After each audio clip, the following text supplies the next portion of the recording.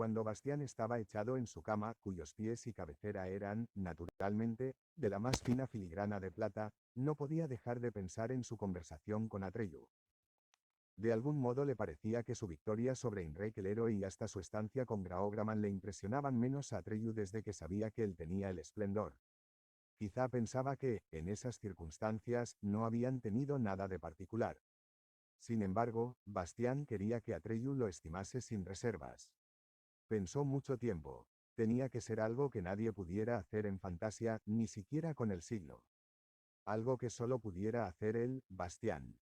Y finalmente se le ocurrió, inventar historias. Siempre se había dicho que en Fantasia nadie podía crear algo nuevo. Hasta la voz de Uyurala había hablado de ello. Y precisamente eso era lo que él sabía hacer especialmente bien. Atreyu vería que él, Bastián, era un gran autor. Deseó que, tan pronto como fuera posible, se presentara la ocasión de demostrárselo a su amigo. Quizá mañana mismo.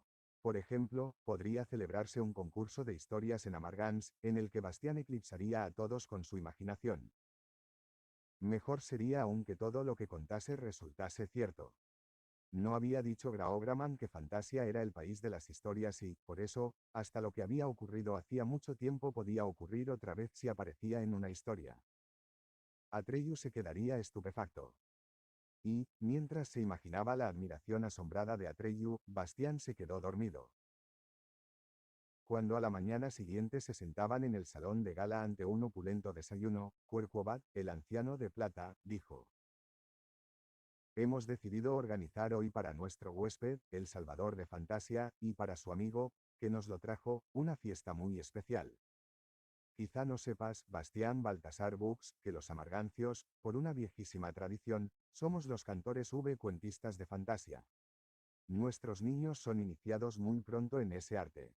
Cuando se hacen mayores, deben viajar muchos años por todos los países y ejercer esa profesión para utilidad y provecho de todos. Por eso se nos acoge en todas partes con respeto y alegría.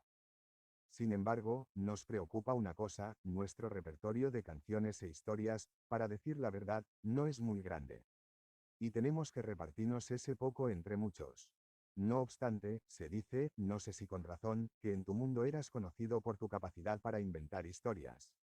¿Es cierto? Sí, dijo Bastián. Hasta se han reído de mí por eso. Querquobat, el anciano de plata, enarcó asombrado las cejas. Se han reído de ti porque sabías contar historias que nadie había oído nunca.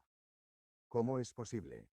Ninguno de nosotros es capaz de hacerlo y todos nosotros, yo y mis conciudadanos, te quedaríamos indeciblemente agradecidos si quisieras ofrecernos algunas historias nuevas.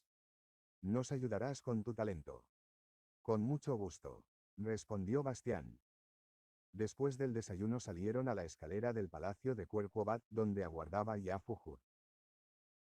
Entretanto, en la plaza se había congregado una gran multitud, pero esta vez había pocos de los forasteros que habían venido a la ciudad para el torneo.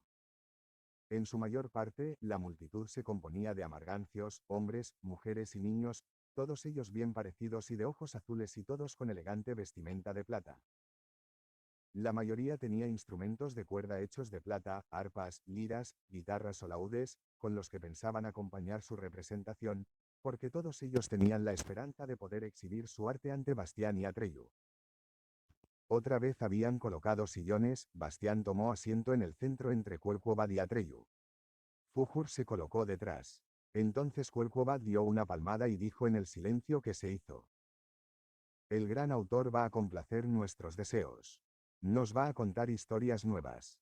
Por lo tanto, amigos, haced cuanto podáis para animarlo».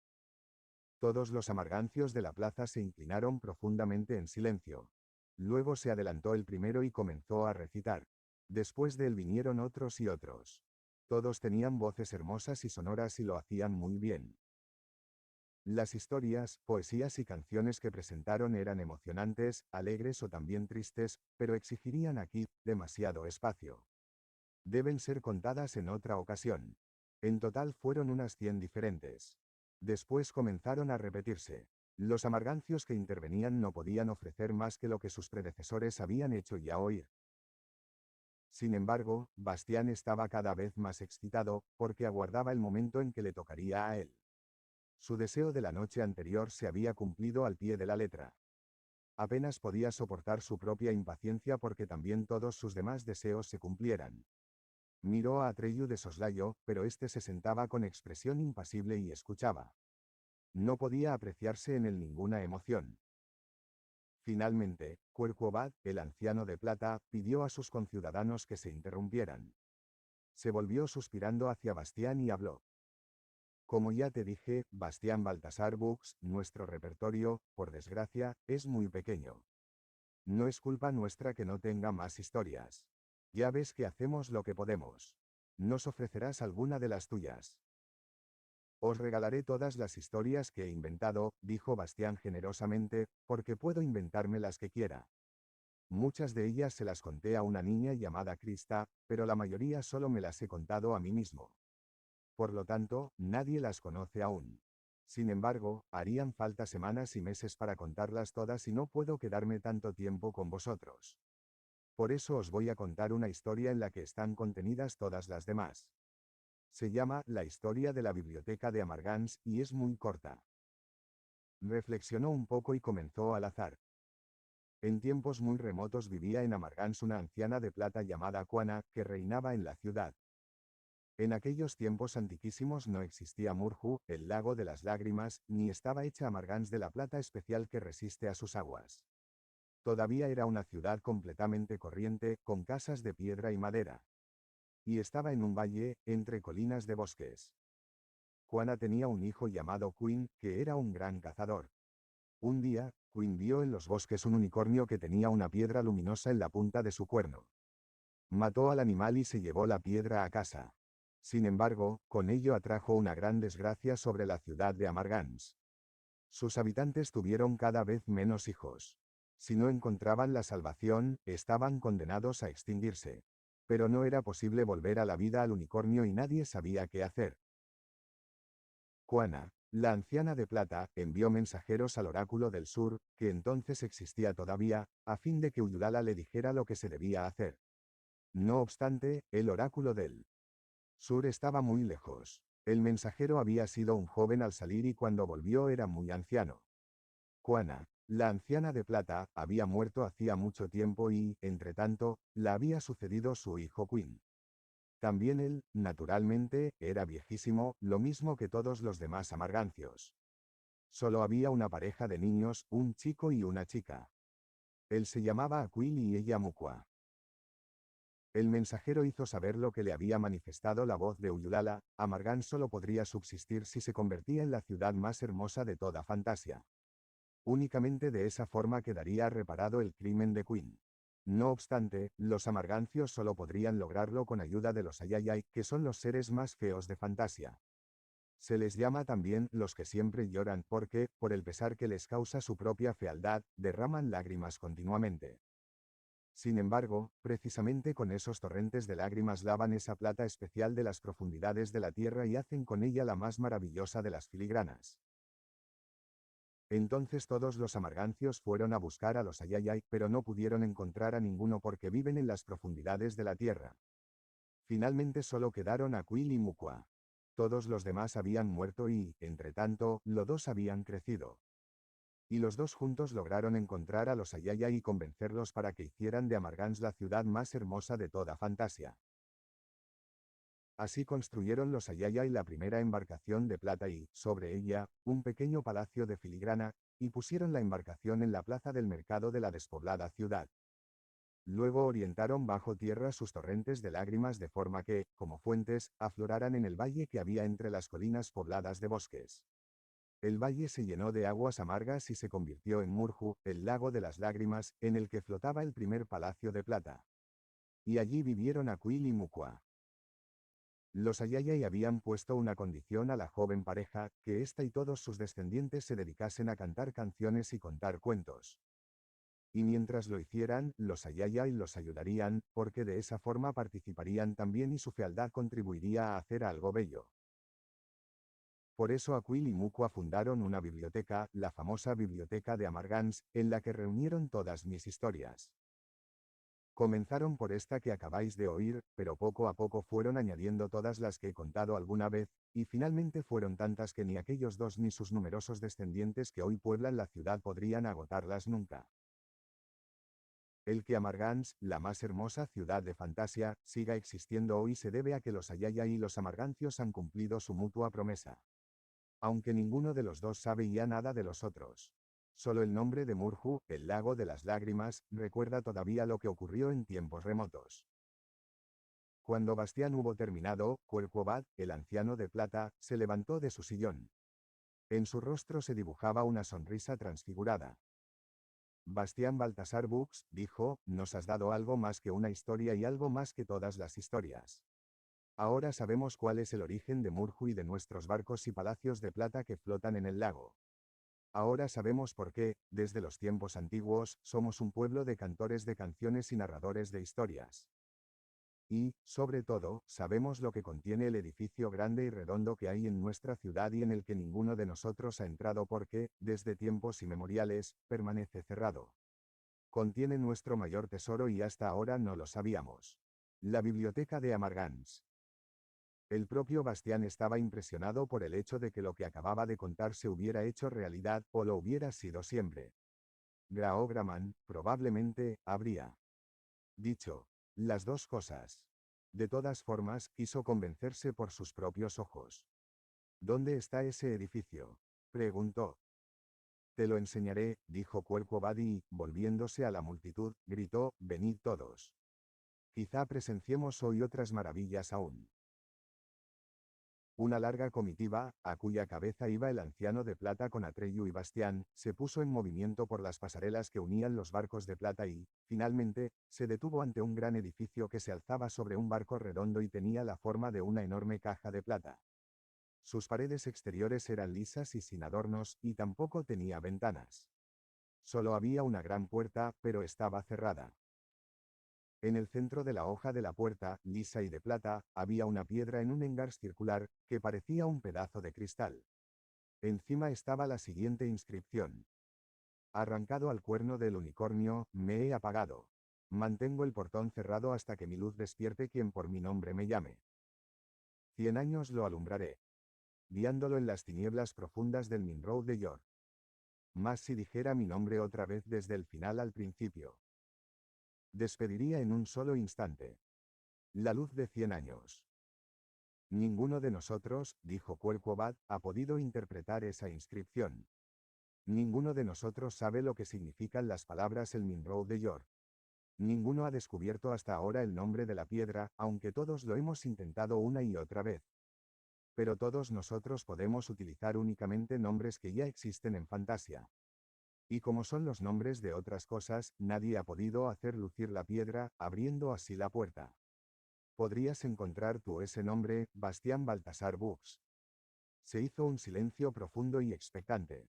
Todos, amargancios y no amargancios, contuvieron el aliento. Al-Sahir, gritó Bastián.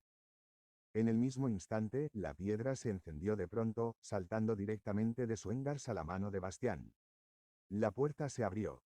Un de asombro salió de 1000 gargantas. Bastián, con la piedra luminosa en la mano, atravesó la puerta, seguido de Atreyu y de Cuercobad. Tras ellos se abrió paso la multitud. La gran sala redonda estaba oscura y Bastián levantó en alto la piedra. Su luz era, desde luego, más clara que la de una vela, pero no bastaba para iluminar la estancia. Solo se veía que, a lo largo de las paredes y hasta una altura de muchas plantas, había libros y más libros. Se trajeron lámparas y pronto estuvo iluminada la estancia entera. Entonces se vio que las estanterías de alrededor estaban divididas en diversos departamentos con rótulos indicadores. Historias divertidas, por ejemplo, o historias emocionantes, o historias serias, o historias cortas, y así sucesivamente. En el centro de la redonda sala había en el suelo una gran inscripción que no podía pasar inadvertida. Biblioteca. De las obras completas de Bastián Baltasar Bux. Atreyu lo miraba todo con los ojos muy abiertos. Estaba tan dominado por el asombro y la admiración que podían leerse sus emociones de una forma más que clara. Y Bastián se alegró de ello. ¿Todo esto?, preguntó Atreyu señalando con el dedo a su alrededor, Todo esto son historias que tú has inventado. Sí, dijo Bastián metiéndose a al-Sahir en el bolsillo. Atreyu lo miró desconcertado. Eso, reconoció, no lo puedo entender.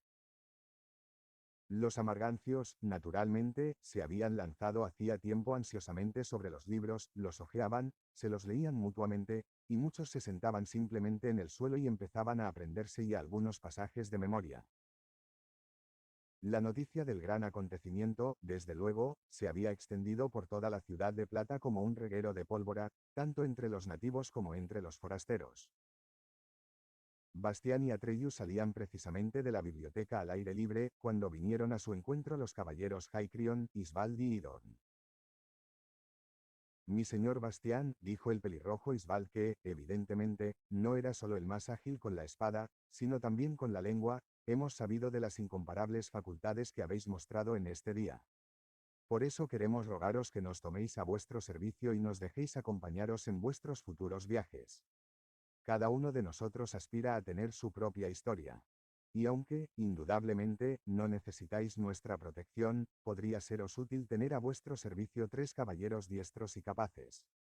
¿Lo permitís? De buena gana, respondió Bastián. Cualquiera se sentiría orgulloso de semejante compañía. Entonces los 3 caballeros quisieron, sin falta y allí mismo, prestar juramento de fidelidad sobre la espada de Bastián, pero él los rechazó. Sikanda, les explicó, es una espada mágica. Nadie que no haya comido y bebido del fuego de la muerte multicolor y se haya bañado en él puede tocarla sin peligro para su vida o su integridad física. De modo que los caballeros tuvieron que contentarse con un amistoso apretón de manos. ¿Y qué pasa con Imrek el héroe?, preguntó Bastián. Está totalmente hundido, dijo Haicrion. Es a causa de su dama, añadió Idorn. Tendríais que ocuparos de él, concluyó Isbal. De forma que, los 5, se pusieron en camino hacia la posada en que al principio se habían alojado y en donde Bastián había dejado a la vieja Yicha en el establo.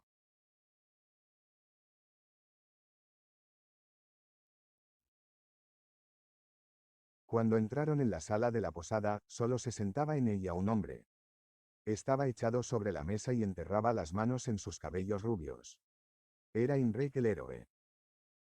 Evidentemente, había llevado con él en su equipaje una armadura de repuesto, porque ahora vestía un atavío algo más sencillo que el día anterior había quedado despedazado en el combate con Bastián.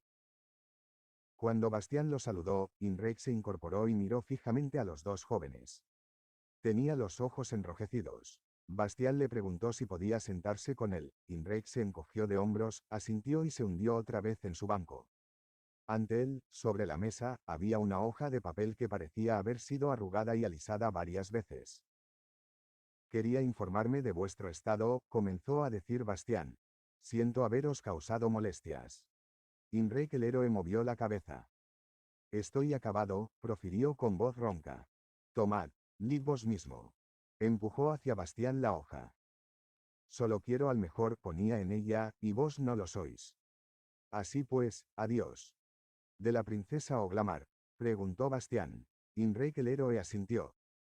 Inmediatamente después de nuestro combate se hizo llevar a la orilla con su palafrén. ¿Quién sabe dónde estará ahora? Nunca la volveré a ver. ¿Qué voy a hacer en el mundo? No podéis buscarla. ¿Para qué? Para hacerla cambiar de opinión tal vez. Imrek el héroe soltó una risa amarga. No conocéis a la princesa Oglamar. Me he entrenado durante más de 10 años para aprender cuanto sé. He renunciado a todo lo que hubiera podido perjudicar mi forma física. Con disciplina de hierro, he aprendido esgrima con los mejores maestros y toda clase de luchas con los luchadores más fuertes, hasta vencerlos a todos. Puedo correr más aprisa que un caballo, saltar más alto que un ciervo, soy el mejor en todo o, mejor dicho. Lo era hasta ayer.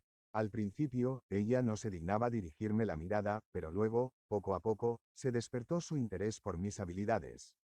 Podía esperar y ya ser elegido. Pero ahora todo es inútil. ¿Cómo podré vivir sin esperanza? Quizá, dijo Bastián, no deberíais dar tanta importancia a la princesa Oglamar. Sin duda hay otras que os gustarían tanto como ella. No, respondió Inrek el héroe, me gusta la princesa Oglamar precisamente porque solo se contenta con el mejor. Entonces, dijo Bastián perplejo, la cosa, desde luego, es difícil. ¿Qué podemos hacer? ¿Y si probarais a impresionarla de otra forma? Como cantor, por ejemplo, o como poeta. Soy un héroe, contestó Inrek un tanto irritado, y no conozco ni quiero tener otra profesión. Yo soy como soy. Ya veo, dijo Bastián. Todos callaron. Los tres caballeros miraban a Inrek el héroe compasivamente. Podían comprender lo que le pasaba. Finalmente, Isbal carraspeó y dijo en voz baja, dirigiéndose a Bastián. Para vos, señor Bastián, no sería muy difícil ayudarlo. Bastián miró a Atreyu, pero este tenía otra vez el rostro impenetrable. Alguien como Inrek el héroe, añadió Idorn, no tiene nada que hacer si no hay monstruos a la vista. ¿Comprendéis? Bastián seguía sin comprender. Los monstruos, dijo Inon atusándose el enorme bigote negro, son necesarios para que un héroe pueda ser héroe. Y al decirlo le guiñó un ojo a Bastián. Bastián comprendió por fin. Oíd, héroe Inrek, dijo, al proponer que ofrecierais vuestro corazón a otra dama, solo quería poner a prueba vuestra constancia. La realidad es que la princesa Oglamar necesita vuestra ayuda y que nadie más que vos puede salvarla. Inrek el héroe era todo oídos. ¿Habláis en serio, mi señor Bastián? Totalmente en serio, enseguida os convenceréis. En efecto, la princesa Oglamar ha sido asaltada y raptada hace pocos minutos. ¿Por quién? Por uno de los monstruos más horribles que hay en Fantasia, el dragón Esmer. La princesa iba cabalgando por un claro del bosque cuando el espantajo la vio, se precipitó desde el aire sobre ella, la arrancó de su palafrén y se la llevó. Inrek se puso en pie de un salto. Sus ojos comenzaron a brillar y sus mejillas a arder. Batió palmas de alegría. Sin embargo, el resplandor de sus ojos se apagó luego y volvió a sentarse. Desgraciadamente, no puede ser, dijo afligido. Ya no hay dragones en ninguna parte. Olvidáis, héroe Inrek, explicó Bastián, que vengo de muy lejos. De mucho más lejos de donde vos habéis estado nunca. Eso es cierto, corroboró Atreyu, mezclándose por primera vez. Y realmente ha sido raptada por ese monstruo. Exclamó Inrek el héroe. Luego apretó ambas manos contra su corazón y suspiró, oh mi adorada Oglamar, cuánto debes sufrir. Pero no temas, tu caballero se acerca, está ya en camino. Decidme, ¿qué debo hacer? ¿A dónde debo dirigirme? ¿De qué se trata? Muy lejos de aquí, comenzó Bastián, hay un país llamado Morgul o el país del fuego frío, porque en él las llamas son más frías que el hielo. ¿Cómo podéis encontrar ese país? No os lo puedo decir, debéis hallarlo vos mismo. En el centro del país hay un bosque petrificado llamado Bugabae. Y a su vez, en el centro del bosque petrificado se encuentra Ragar, el castillo de plomo. Está rodeado de 3 fosos. Por el primero corre un veneno verde, por el segundo ácido nítrico humeante, y en el tercero pululan escorpiones tan grandes como vuestros pies. No hay puentes ni pasarelas para cruzar los fosos, porque el señor que reina en el castillo de plomo de Ragar es ese monstruo alado llamado Esmer.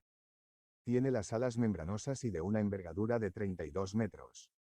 Cuando no vuela, se sostiene derecho como un gigantesco canguro.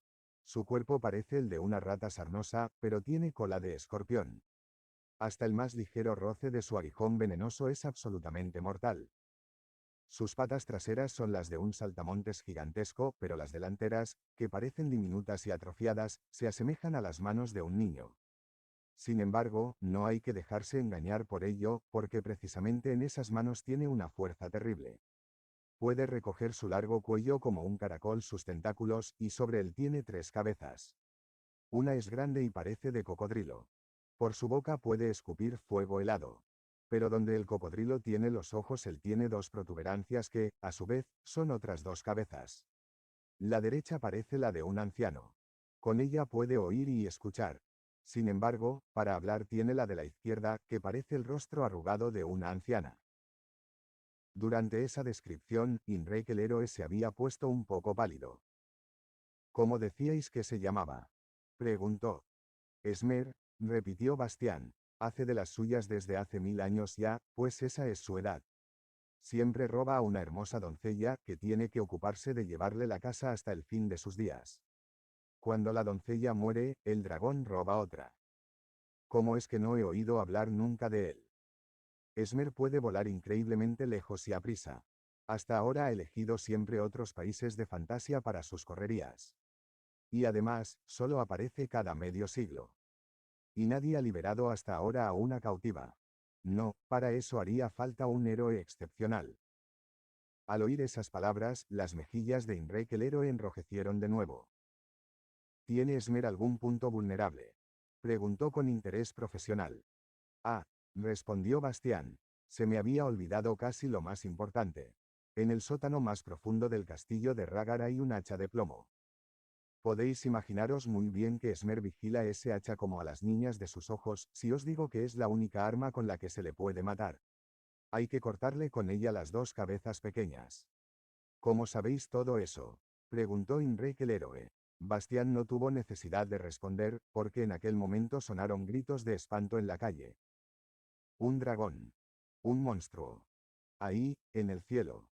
¡Qué horror! Se aproxima a la ciudad. Sálvese quien pueda. No, no, ya tiene una víctima. Imrek el héroe se precipitó a la calle y los demás lo siguieron, los últimos fueron Atreyu y Bastián. En el cielo aleteaba algo que parecía un gigantesco murciélago. Cuando se acercó, fue como si, por un momento, una sombra fría hubiera cubierto la ciudad de plata. Era Esmer, y tenía exactamente el aspecto que Bastián acababa de inventarse. Con sus dos manitas atrofiadas pero terribles, sostenía a una damisela que, con todas sus fuerzas, gritaba y pataleaba. Imrek. Se oyó en la lejanía. Socorro, Imrek. Sálvame, mi héroe. Y un momento después había desaparecido. Imrek había sacado ya su corcel negro del establo y estaba sobre una de las balsas de plata que llevaban a tierra firme. Más aprisa. Se le oyó gritar al barquero. Te daré lo que quieras, pero apresúrate. Bastián lo siguió con la mirada y murmuró. Espero no habérselo puesto demasiado difícil. Atreyu lo miró de soslayo. Luego dijo en voz baja, quizá fuera mejor que nos marchásemos también. ¿A dónde? Por mí llegaste a Fantasia, dijo Atreyu. Creo que debería ayudarte también a encontrar el camino de vuelta. Sin duda, alguna vez querrás volver a tu mundo, ¿no? Oh, dijo Bastián. En eso no he pensado todavía. Pero tienes razón, Atreyu. Naturalmente, tienes toda la razón. Has salvado a Fantasia, siguió diciendo Atreyu, y me parece que a cambio has recibido mucho. Podría imaginarme que quisieras regresar ahora para devolverle la salud a tu mundo. ¿O es que hay algo que te retenga? Y Bastián, que había olvidado que no siempre había sido fuerte, bien parecido, valiente y poderoso, respondió. No, no se me ocurre nada. Atreyu miró otra vez pensativo a su amigo y añadió, quizás sea un viaje largo y difícil, quién sabe. Sí, quién sabe, convino Bastián. Si quieres, vámonos enseguida. Entonces se produjo una disputa breve y amistosa entre los tres caballeros, que no podían ponerse de acuerdo sobre cuál de los tres debía dejar su caballo a Bastián. Pero Bastián puso fin a la discusión, rogándoles que le regalasen a Yicha, la mula. Desde luego, ellos opinaron que una acémila así estaba por debajo de la dignidad de su señor Bastián, pero, como él insistió, finalmente cedieron. Mientras los tres caballeros lo preparaban todo para la partida, Bastián y Atreyu volvieron al palacio de Cuercobad para dar las gracias al anciano de plata por su hospitalidad y despedirse de él. Fujur, el dragón de la suerte, aguardaba a Atreyu ante el palacio. Se puso muy contento cuando supo que iban a marcharse. Las ciudades no le caían bien, aunque fueran tan hermosas como Amargans. Cuercobad, el anciano de plata, estaba sumido en la lectura de un libro que había sacado de la biblioteca de Bastián Baltasar Books. Me hubiera gustado teneros más tiempo como huéspedes, dijo un tanto distraído. No todos los días puede uno albergar a un autor tan importante. Pero ahora tenemos tus obras para consolarnos. Se despidieron y salieron afuera. Cuando Atreyu se sentó en las espaldas del dragón, le preguntó a Bastián. ¿No querías cabalgar también sobre Fujur? Pronto, respondió Bastián. Ahora me espera Yicha, y se lo he prometido. Entonces os aguardamos en tierra, gritó Atreyu. El dragón de la suerte se elevó por los aires y, en un momento, se perdió de vista. Cuando Bastián volvió al albergue, los 3 caballeros lo esperaban ya con los caballos y la mula, en una de las balsas, dispuestos para el viaje. Le habían quitado a Yicha las albardas, sustituyéndolas por una silla de montar ricamente adornada. La razón, sin embargo, no la supo ella hasta que Bastián se acercó y le susurró al oído. Ahora me perteneces, Yicha. Y mientras la barcaza se soltaba, alejándose de la ciudad de Plata, todavía resonó largo tiempo sobre las amargas aguas de Murju, el lago de las lágrimas, el grito de alegría de la vieja mula. Por lo demás, en lo que se refiere a Imrek el héroe, consiguió realmente llegar a Morgul, el país del fuego frío. Penetró también en el bosque petrificado de Burgabay y superó los 3 fosos que rodeaban el castillo de Ragar. Encontró el hacha de plomo y venció a Esmer, el dragón. Luego devolvió a Oglamar a su padre, aunque ella estaba ya dispuesta a casarse con él. Pero entonces fue él quien no quiso. Sin embargo, esa es otra historia y debe ser contada en otra ocasión. 18. Los ayaya y decía y pesadamente caía la lluvia desde unas nubes oscuras que volaban casi a la altura de las cabezas de los jinetes. Luego empezó a nevar unos copos grandes y pegajosos, y finalmente nevó y llovió a la vez. El viento tormentoso era tan fuerte que hasta los caballos tenían que inclinarse para hacerle frente. Los mantos de los jinetes pesaban húmedos, golpeando fuertemente en los lomos de las bestias. Llevaban ya muchos días de camino y los 3 últimos cabalgando por aquella meseta. El tiempo había empeorado de día en día y el suelo se había convertido en una mezcla de fango y piedras de agudos cantos que hacía la marcha cada vez más penosa. Aquí y allá había grupos de arbustos o bosquecillos doblegados por el viento, pero por lo demás no se ofrecía a los ojos variación alguna. Bastián, que cabalgaba delante sobre la mula Yicha, iba relativamente bien, envuelto en su reluciente manto plateado. Resultó que, aunque ligero y delgado, el manto abrigaba espléndidamente y el agua formaba perlas sobre él. Haikrion, el de la figura fuerte y corpulenta, desaparecía casi dentro de un espeso manto de lana azul. Isbal, el de los miembros finos, se había echado la gran capucha de su hábito pardo sobre los rojos cabellos. Y el capote de lona gris de Idorn se adhería a sus miembros enjutos. Sin embargo, los 3 caballeros, a su estilo un tanto rudo, estaban de buen humor. No habían esperado que su viaje de aventuras con su señor Bastián fuera una especie de paseo dominical. De vez en cuando cantaban con fuertes voces en medio de la tormenta, con más entusiasmo que afinación, unas veces solos y otras a coro. Su canción favorita era, evidentemente, una que empezaba con las palabras: Cuando yo era pequeñito, tralará con viento y lluvia. Según explicaron, procedía de un viajero de fantasía de tiempos muy remotos, llamado Shakespeare o algo así. El único del grupo al que ni la humedad ni el frío parecían hacer mella era Atreyu. Como casi siempre desde el comienzo del viaje, se adelantaba volando sobre las espaldas de Fujur, entre los jirones de nubes y por encima de ellas, para reconocer el terreno, y volvía luego para informar. Todos ellos, incluido el dragón de la suerte, creían que estaban buscando el camino que devolvería a Bastián a su mundo. También Bastián lo creía. No sabía que, en realidad, había accedido a la propuesta de Atreyu únicamente por amistad y buena voluntad, pero que en el fondo no lo deseaba. Sin embargo, la geografía de Fantasia está determinada por los deseos, sean conscientes o no. Y como era Bastián quien tenía que decidir en qué dirección debían ir, ocurría que su camino los llevaba cada vez más profundamente hacia el interior de Fantasia. Es decir, hacia el centro constituido por la Torre de Marfil. Lo que eso significaba para Bastián solo lo sabría luego. De momento, ni él ni sus compañeros de viaje sospechaban nada.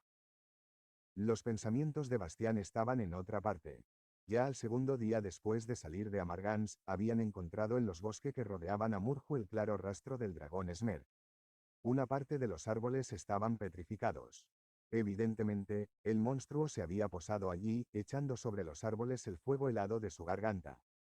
Las huellas de sus enormes patas de saltamontes eran fáciles de reconocer. Y Atreyu, que sabía de eso, había encontrado también otras huellas, las del caballo de Imrek el héroe. Así pues, Imrek le iba pisando los talones al dragón. La verdad es que no me hace ninguna gracia, había dicho Fujur medio en broma, haciendo girar sus ojos de color rubí, porque, sea esmero no un espantajo, de todas formas, aunque lejano, es pariente mío. No habían seguido el rastro de Imrek, sino que habían tomado otra dirección, porque su objetivo era buscar el camino de regreso para Bastián. Bastián había pensado luego en lo que había hecho realmente al inventarse un dragón para Imrek el héroe. Sin duda, Imrek necesitaba algo a lo que poder enfrentarse y contra lo que poder luchar. Sin embargo, no era nada seguro que venciera. ¿Qué pasaría si Esmer lo mataba? Y, además, la princesa Oglamar se encontraba en una situación horrible. Era verdad que siempre había sido bastante altanera, pero tenía derecho por eso Bastián a ponerla en una situación tan comprometida. Y, prescindiendo de todo aquello, cualquiera sabía lo que haría Esmer en Fantasia. Bastián, sin pensarlo mucho, había creado un peligro incalculable que, aun sin él, seguiría existiendo y traería quizá desgracias indescriptibles sobre muchos inocentes.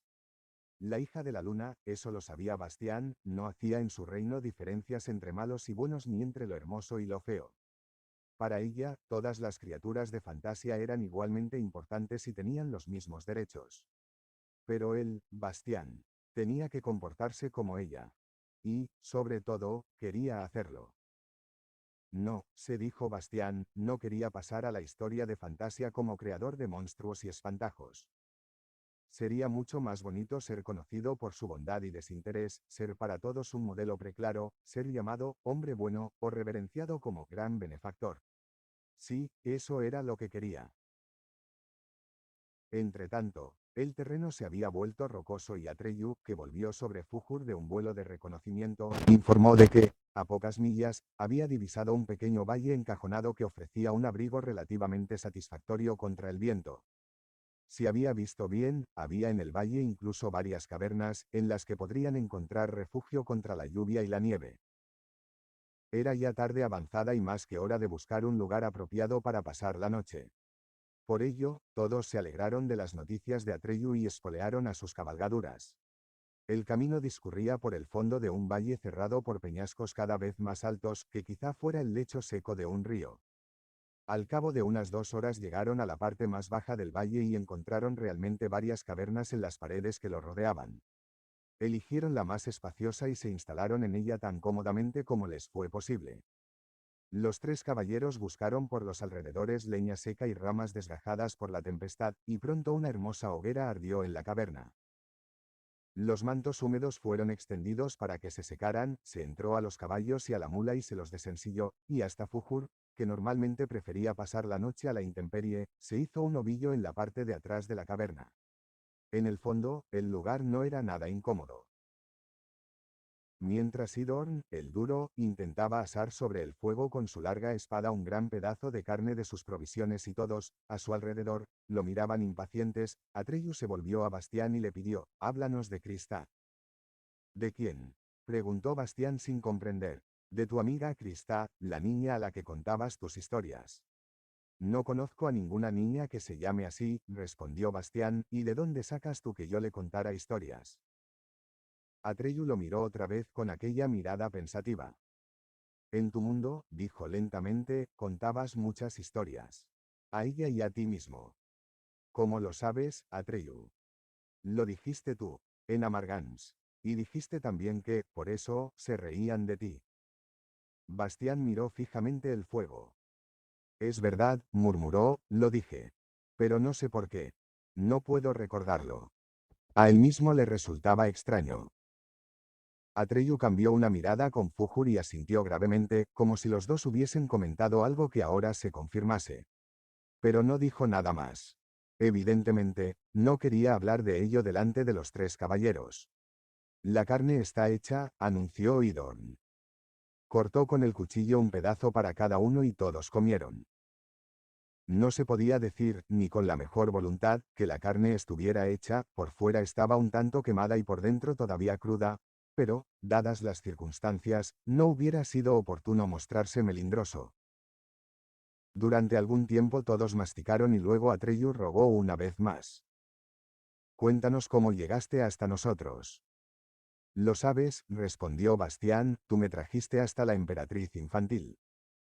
Quiero decir antes, dijo Atreyu. En tu mundo, ¿dónde estabas y cómo pasó todo? Y entonces Bastián contó cómo le había robado el libro al señor Coreander y cómo se había refugiado con él en el desván del colegio y había empezado a leerlo allí. Cuando quiso empezar a contar la gran búsqueda de Atreyu, este hizo un gesto negativo. No parecía interesarle lo que Bastián había leído sobre él.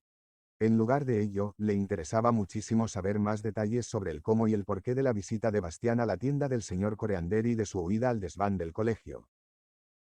Bastián pensó intensamente, pero no encontró ningún dato más en su memoria.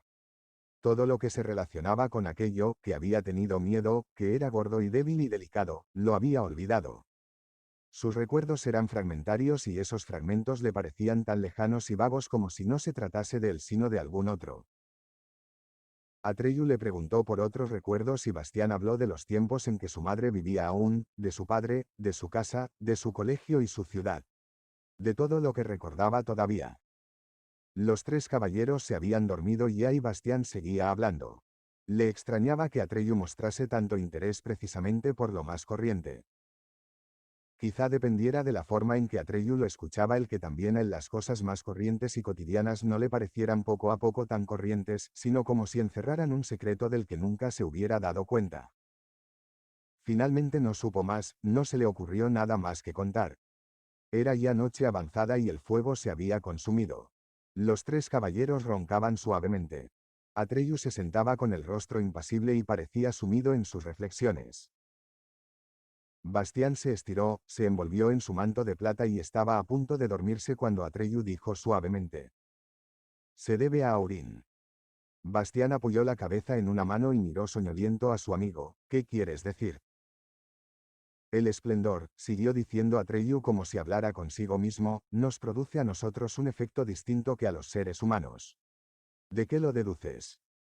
«El signo te da un gran poder y cumple todos tus deseos, pero al mismo tiempo te quita algo, el recuerdo de tu mundo». Bastián reflexionó. No notaba que le faltase nada. Graobraman me dijo que debía seguir el camino de los deseos si quería encontrar mi verdadera voluntad. Y eso es lo que quiere decir la inscripción que hay en Aurín. Pero para ello tengo que ir de un deseo a otro. No puedo saltarme ninguno. De otro modo no se puede avanzar en fantasía, dijo él. Y para eso necesito la alhaja. Sí, dijo Atreyu, la alhaja te da el camino pero, al mismo tiempo, te quita la meta. Bueno, dijo Bastián despreocupado. La hija de la luna debía de saber lo que se hacía cuando me dio el siglo. Te preocupas sin necesidad, Atreyu. No hay duda de que Aurín no es ninguna trampa. No, murmuró Atreyu, tampoco yo lo creo. Y al cabo de un rato añadió: de todas formas, es buena cosa que estemos buscando ya el camino de tu mundo. Porque lo estamos buscando, ¿verdad? Claro, claro, respondió Bastián medio dormido ya. En mitad de la noche se despertó a causa de un ruido extraño. No podía explicarse qué era. El fuego se había apagado y lo rodeaba una oscuridad total. Entonces sintió la mano de Atreyu en el hombro y lo oyó susurrar: «¿Qué es eso?» «Tampoco yo lo sé», susurró a su vez. Se arrastraron hasta la entrada de la caverna, de donde venía el ruido, y escucharon con más atención. Sonaba como un sollozo o llanto sofocado salido de innumerables gargantas.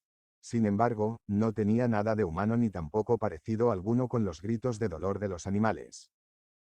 Era como un murmullo general que, a veces, crecía hasta convertirse en un suspiro, como una ola espumeante, y luego disminuía otra vez para volver a crecer al cabo de algún tiempo. Era el sonido más lastimero que Bastián había escuchado jamás. Si por lo menos se viera algo. Susurró Atreyu. «Espera», respondió Bastián. «Tengo al Sahir». Sacó del bolsillo la piedra luminosa y la levantó. Su luz era suave como la de una vela e iluminaba solo débilmente la hondonada, pero el resplandor bastó para mostrar a los dos amigos un espectáculo que hizo que, por el horror, se les pusiera carne de gallina. El valle entero estaba lleno de unos gusanos deformes, de un brazo de largo, cuya piel parecía como si estuvieran envueltos en andrajos y harapos sucios y desgarrados. Entre las arrugas podían sacar algo así como unas extremidades viscosas, semejantes a tentáculos de pulpo. Al extremo del cuerpo de cada uno de aquellos gusanos aparecían entre los harapos dos ojos, unos ojos sin párpados de los que continuamente manaban lágrimas. Ellos mismos y el valle entero estaban húmedos por tal causa. En el momento en que la luz de Al-Sahir los iluminó, se inmovilizaron, y entonces se pudo ver lo que hacían. En medio de ellos se levantaba una torre de la más fina filigrana de plata, más preciosa que todos los edificios que Bastián había visto en Amargans. Muchos de aquellos seres verniculares estaban precisamente trepando a esa torre, para completarla con partes diversas. Ahora, sin embargo, todos se habían quedado inmóviles, mirando la luz de Al-Sahir. ¡Ay, dolor, dolor! Se oyó como un susurro consternado por el valle. Nuestra fealdad se ha hecho pública. ¡Ay, dolor, dolor! ¿Qué ojos son los que nos han visto? ¡Ay, dolor, dolor que nosotros mismos nos hayamos visto!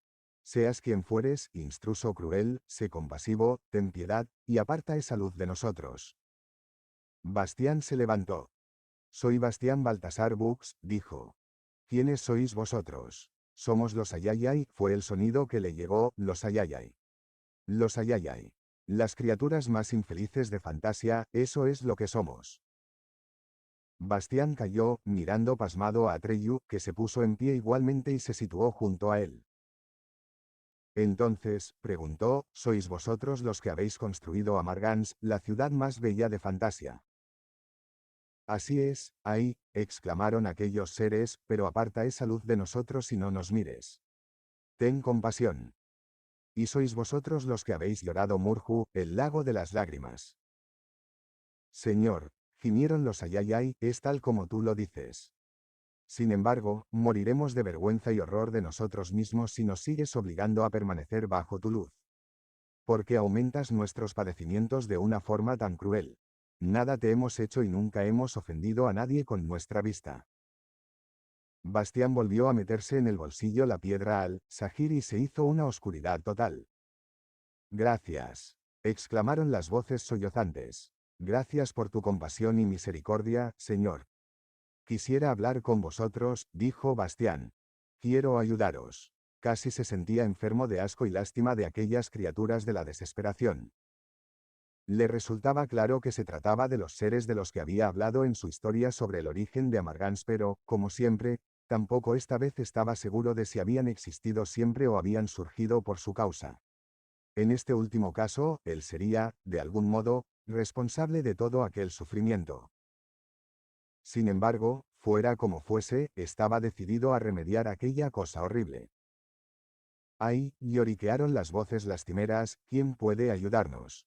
Yo, exclamó Bastián. Tengo a Aurín. Se hizo de pronto el silencio. El llanto cesó por completo. ¿De dónde habéis salido tan repentinamente? Preguntó Bastián en la oscuridad.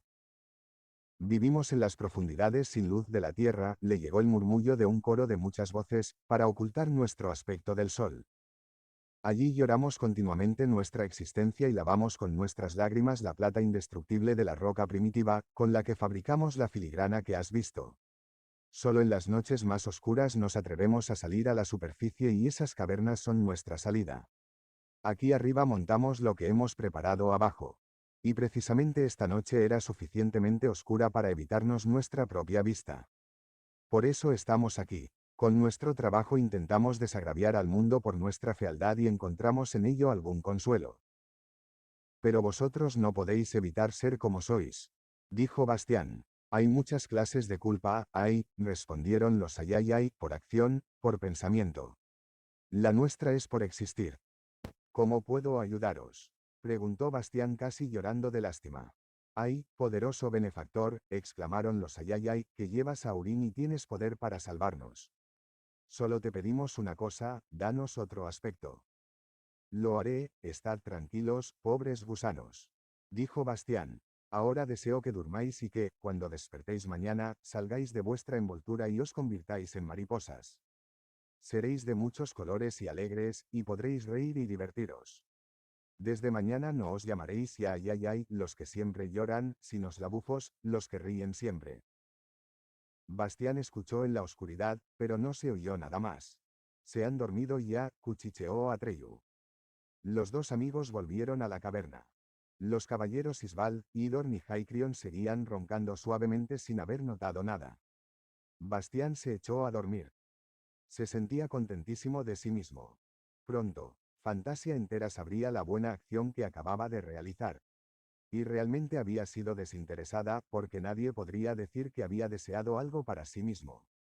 La fama de su bondad resplandecería con enorme brillo. ¿Qué dices a eso, Atreyu?, susurró.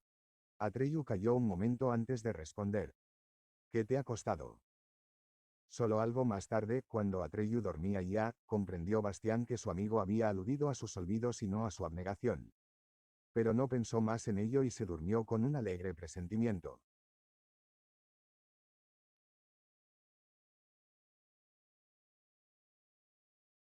A la mañana siguiente lo despertaron las ruidosas exclamaciones de asombro de los tres caballeros.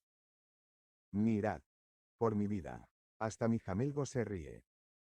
Bastián vio que estaban a la entrada de la caverna y que Atreyu estaba con ellos. Era el único que no se reía. Bastián se levantó y se les unió. Por todo el valle gateaban, daban volteretas y revoloteaban las figuritas más extrañas que había visto nunca. Todas tenían en la espalda alas de polilla coloreadas e iban vestidas con toda clase de trapos a cuadros, a rayas, con círculos o de lunares, pero cada traje parecía ser demasiado estrecho o demasiado ancho, demasiado grande o demasiado pequeño y, por decirlo así, haber sido cosido al azar. Nada hacía juego con nada y por todas partes, hasta en las alas, tenían parches. Ninguno de aquellos seres se parecía a los otros, sus rostros eran de colores como los de los payasos, tenían narices redondas y coloradas o narizotas ridículas y bocas exageradas. Algunos llevaban sombreros de copa de todos los colores, otros gorros puntiagudos, unos solo tenían 3 moños de color tomate en lo alto de la cabeza y otros lucían calvas relucientes. La mayor parte de ellos se sentaban en la delicada torre de preciosa filigrana de plata o colgaban de ella, daban volteretas encima, brincaban sobre ella e intentaban destrozarla. Bastián corrió afuera.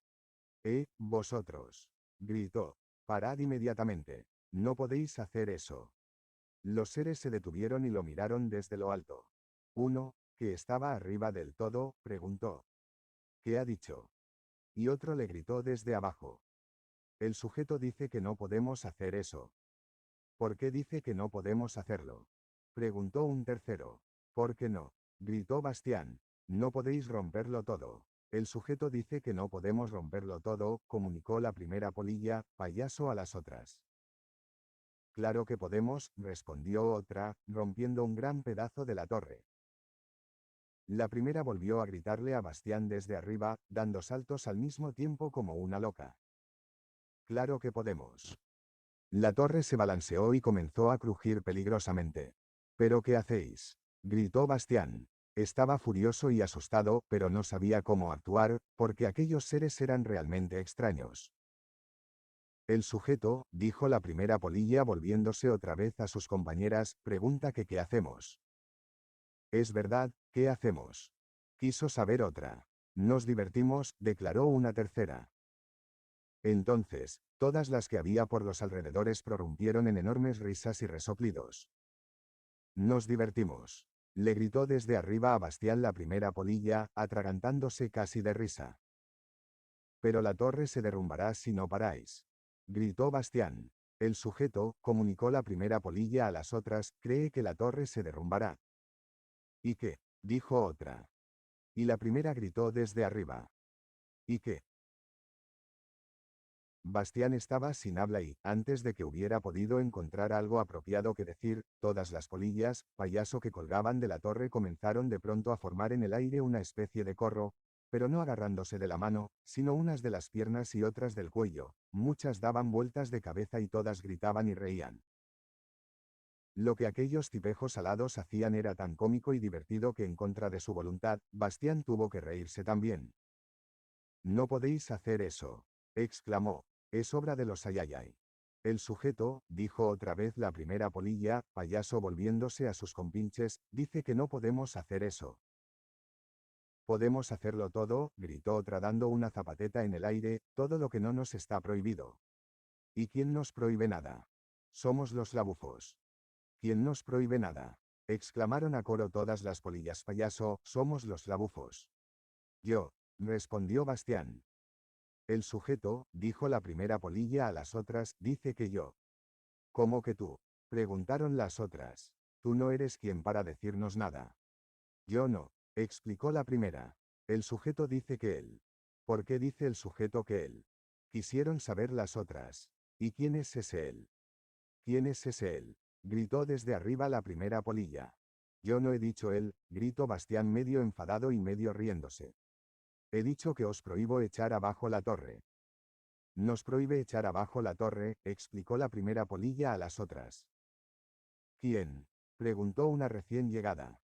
El sujeto, contestaron las otras. Y la recién llegada dijo. Yo no conozco al sujeto. ¿Quién es? La primera gritó. Sujeto. ¿Quién eres? No soy ningún sujeto. Gritó Bastián, bastante furioso ahora. Soy Bastián Baltasar Bux y he hechos labufos de vosotras para que no lloréis ni os lamentéis más. Esta noche erais todavía unos infelices ayayay. Podríais tratar a vuestro benefactor con un poco más de respeto.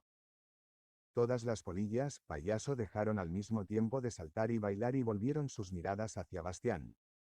Reinó de pronto un silencio sofocado. ¿Qué ha dicho el sujeto?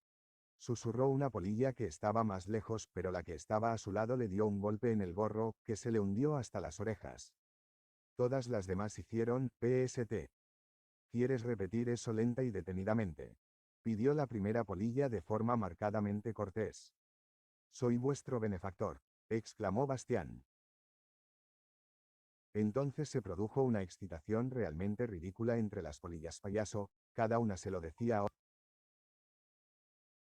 Entonces se produjo una excitación realmente ridícula entre las polillas payaso, cada una se lo decía a otra y finalmente todas las innumerables figuras que hasta entonces estaban repartidas por el valle bullieron y revolotearon aglomerándose en torno a Bastián, mientras se gritaban mutuamente. ¿Habéis oído? ¿Habéis comprendido?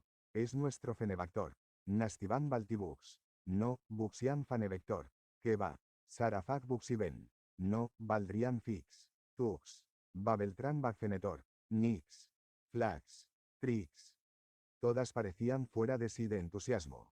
Se daban mutuamente la mano, se saludaban con el sombrero y se golpeaban las espaldas y los estómagos, levantando grandes nubes de polvo. ¿Qué potra tenemos? Gritaban. Viva Buxfactor Sanidad Baxtiven. Y sin dejar de gritar y reír, todo el enorme enjambre se dispersó en las alturas formando remolinos. El ruido se perdió a lo lejos.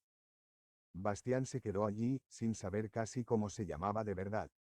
No estaba tan seguro ya de haber hecho una buena obra. 19. Compañeros de viaje, esgadamente caían los rayos del sol a través de la oscura cubierta de nubes cuando partieron aquella mañana. La lluvia y el viento había cesado por fin, 2 o 3 veces atravesaron aún los caballeros durante la mañana aguaceros cortos y violentos, pero luego el tiempo mejoró a ojos vistas, haciéndose marcadamente más caluroso. Los 3 caballeros estaban de humor muy expansivo, bromeaban y reían y se gastaban mutuamente toda clase de chanzas. Sin embargo, Bastián, ensimismado, cabalgaba en silencio sobre su mula. Y los 3 caballeros, naturalmente, lo respetaban demasiado para distraerlo de sus pensamientos. La región que atravesaban seguía siendo aquella meseta rocosa que parecía no tener fin. Solo el arbolado se hacía poco a poco más espeso y más alto. Atreyu, que siguiendo su costumbre los precedía volando sobre Fújur e informaba también sobre lo que pasaba en otros puntos de la comarca, había notado ya al salir el talante meditabundo de Bastián. Le preguntó al dragón de la suerte qué podía hacer para animar a su amigo. Fújur revolvió sus ojos de color rubí y dijo. Es muy fácil, no quería montar sobre mis espaldas. Cuando la pequeña comitiva, poco tiempo después, dobló una arista rocosa, Atreyu y el dragón de la suerte la esperaban. Los dos se habían echado cómodamente al sol y parpadearon al ver a los que llegaban. Bastián se detuvo y los contempló. ¿Estáis cansados?, preguntó. En absoluto, respondió Atreyu. Solo quería preguntarte si me dejarías montar en Licha un rato. Nunca he cabalgado sobre una mula. Debe de ser estupendo porque tú no te cansas. Dame ese gusto, Bastián. Entretanto te presto al viejo Fújur. Las mejillas de Bastián enrojecieron de contento. ¿Es verdad eso, Fujur? Preguntó. ¿Me llevarás? Con mucho gusto, muy poderoso sultán. Retumbó el dragón de la suerte guiñándole un ojo. Sube y agárrate bien. Bastián se acordaba todavía de la cabalgada sobre Graograman a través del desierto de colores. Pero cabalgar sobre un dragón de la suerte blanco era distinto. Si correr a toda velocidad sobre el poderoso león de fuego había sido como una embriaguez y un grito, el suave subir y bajar del flexible dragón era como una canción, tan pronto tierna y delicada como poderosa y radiante.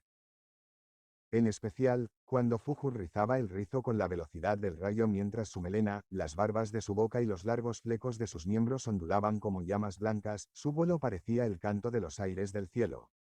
El manto de plata de Bastián tremolaba en el viento, resplandeciendo al sol como una estela de 1000 chispas.